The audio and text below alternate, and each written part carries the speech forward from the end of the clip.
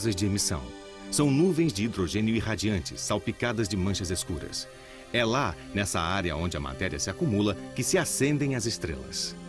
Embaixo à esquerda, uma jovem estrela brilhante no seu casulo de poeira cósmica. E aqui, superaquecidos, os grupos de novas estrelas.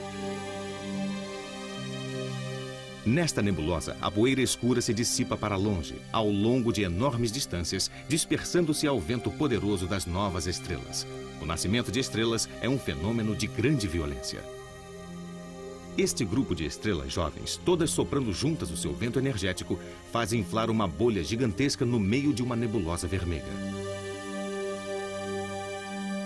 No coração da nebulosa da Roseta, estrelas jovens formam um imenso buraco com cerca de 12 anos-luz de tamanho.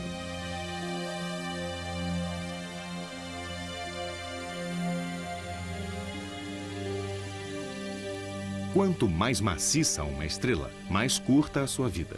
As estrelas médias, como o nosso Sol, vivem muito tempo. As maiores morrem jovens. Queimando com voracidade a sua própria energia, elas tornam-se grandes gigantes vermelhas, aumentando de tamanho centenas de vezes. Esta é Antares, envolta numa nuvem composta por sua própria matéria. Uma nebulosa que merece uma reflexão. Antares é tão grande e difusa que, na verdade, se espalha pelo espaço afora.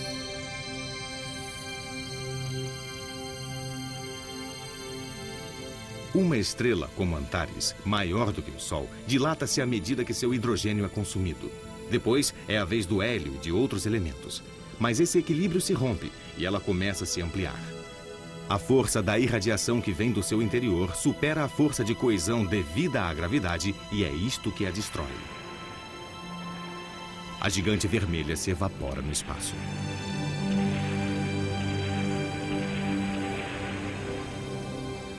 O seu núcleo fica exposto e se contrai, transformando-a numa anã branca.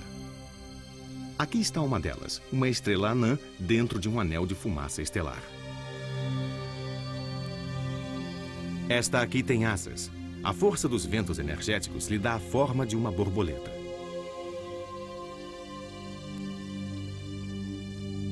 Aqui vemos outra, com asas ainda maiores. É a herança de uma gigante vermelha. Eis uma das mais belas. É o resultado da morte de uma estrela gigante que nos deu a nebulosa da Hélice.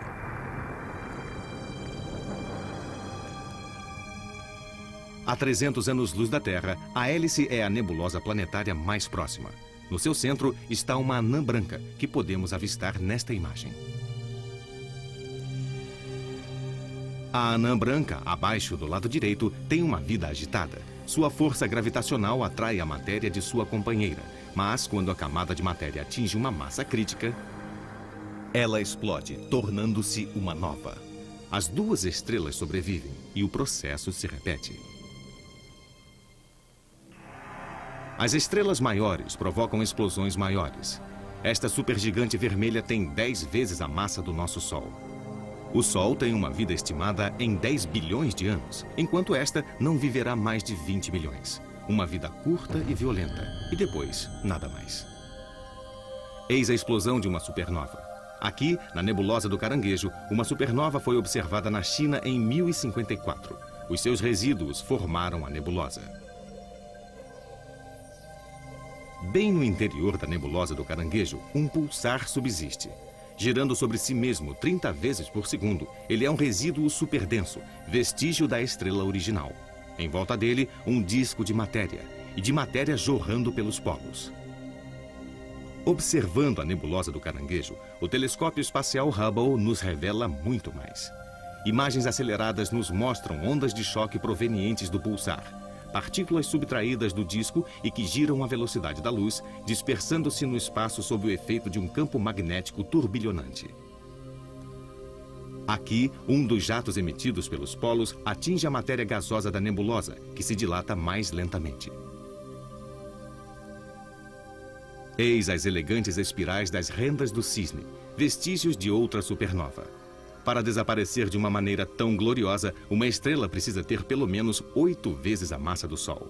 Só as superestrelas podem dar nascimento às supernovas.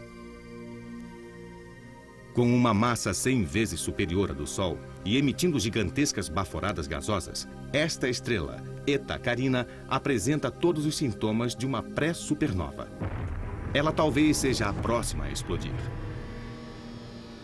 Quando seu núcleo se contrair sobre si mesmo, ele deverá tornar-se mais do que um pulsar. Sua densidade será de tal ordem que ela se transformará num buraco negro.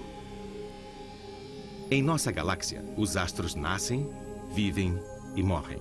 E existem mais galáxias no universo do que estrelas em nossa Via Láctea.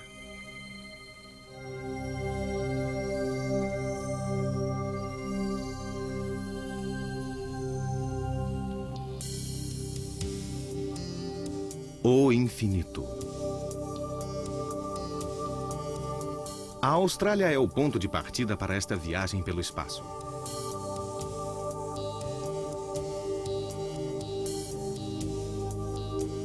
As viagens, em geral, servem para ampliar os horizontes do espírito.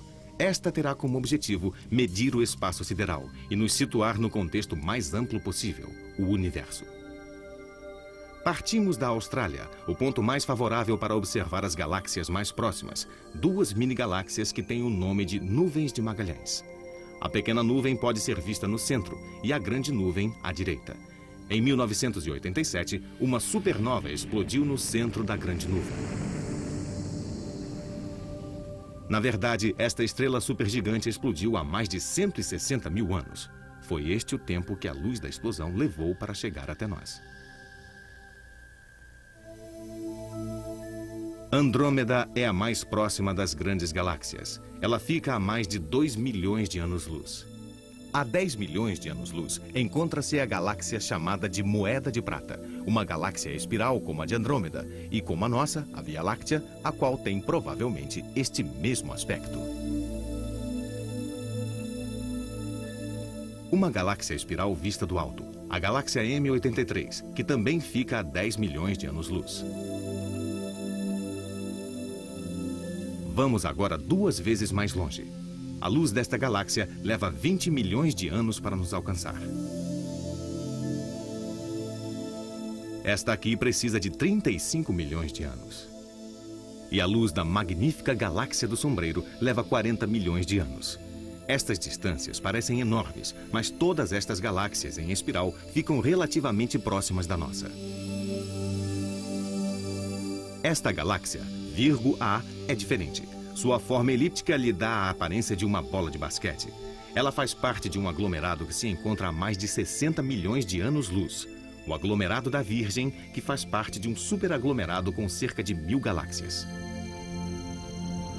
As galáxias se agrupam nesses grandes aglomerados por causa da atração gravitacional recíproca.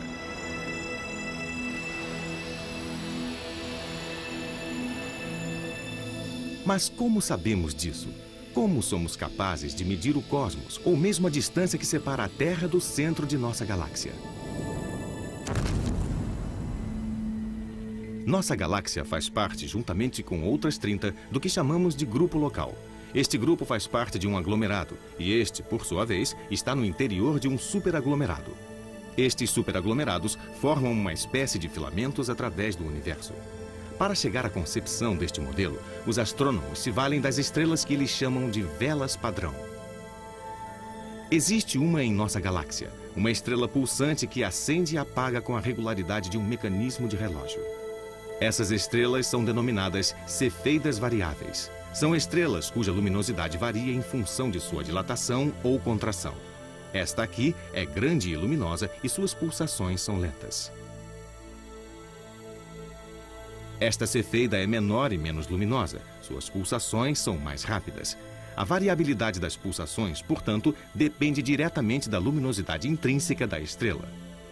Assim, conhecendo-se a distância e o brilho destas cefeidas mais próximas, podemos calcular a distância das cefeidas longínquas, cefeidas de brilho menor, mas que pulsam segundo o mesmo ritmo. Foi assim que pudemos estabelecer que a galáxia de Andrômeda se encontra a uma distância de 2 milhões e 200 mil anos-luz. Bastou comparar as cefeidas de nossa galáxia com as de Andrômeda.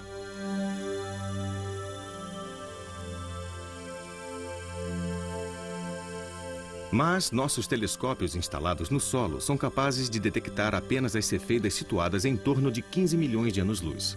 Somente o telescópio espacial Hubble é poderoso o bastante para detectar as cefeidas desta galáxia, que fica a 55 milhões de anos-luz.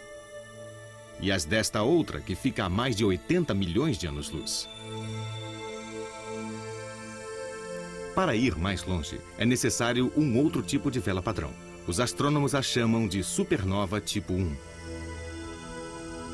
Ela surge no interior de um sistema binário, ou seja, de uma estrela dupla. Uma anã branca, estrela que se aproxima do fim de sua vida, gira sobre si mesma no centro de um disco de acreção. Ela atrai a matéria gasosa de sua companheira. Quando esta anã branca atinge 1,5 vezes a massa do Sol, ela explode. É uma supernova tipo 1.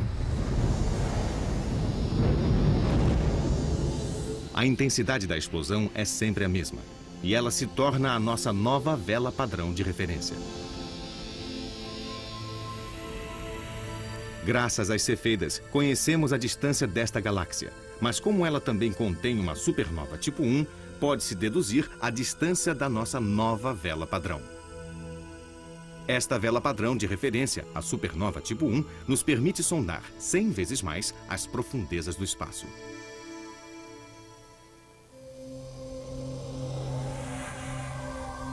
Mas a nossa viagem mal começou. Nos anos 20, o astrônomo americano Edwin Hubble descobriu que o universo está em expansão. As galáxias estão se afastando em todas as direções.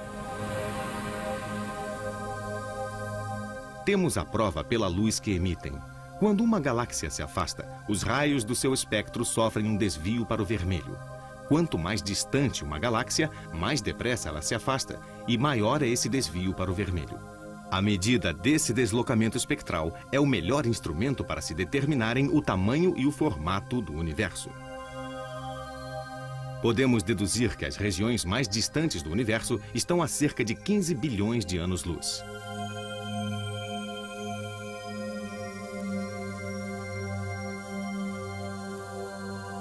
Ao mapear os céus, no início dos anos 60, os astrônomos localizaram fontes de ondas de rádio de enorme intensidade.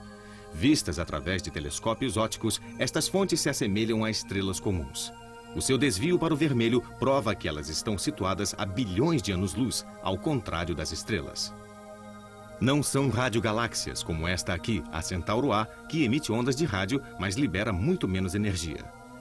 Também não são as galáxias de Seyfert, fontes de ondas de rádio que possuem um núcleo muito luminoso. As Seyferts são 100 vezes menos energéticas que as radiogaláxias e pelo menos 10.000 vezes menos do que estas fontes recém-descobertas. Mas todas as três retiram sua energia de buracos negros supermaciços, poços vorazes de atração gravitacional. No interior destas novas fontes de rádio, batizadas de quasars, os buracos negros são de dimensões gigantescas e devoram o equivalente a 600 vezes a massa da Terra por minuto.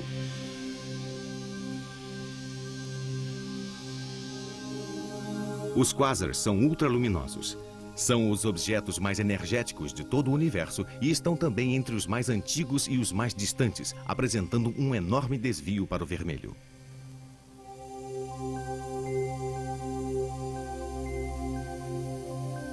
A exploração das profundezas do cosmos nos permitiu outra grande descoberta: as galáxias em colisão. Eis o resultado de uma fusão de galáxias denominadas as antenas. Simuladas no computador, as duas espirais não entram de fato em colisão, mas passam uma através da outra como pêndulos cósmicos. A interação gravitacional as faz emitir duas grandes caudas, que lembram as antenas de um inseto. A fusão desencadeia uma fogueira de estrelas. Novas estrelas nascem subitamente.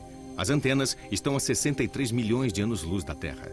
Em seu centro, brilham as novas estrelas que surgem como fogos de artifício. Esta colisão ocorre como se duas engrenagens passassem uma por dentro da outra.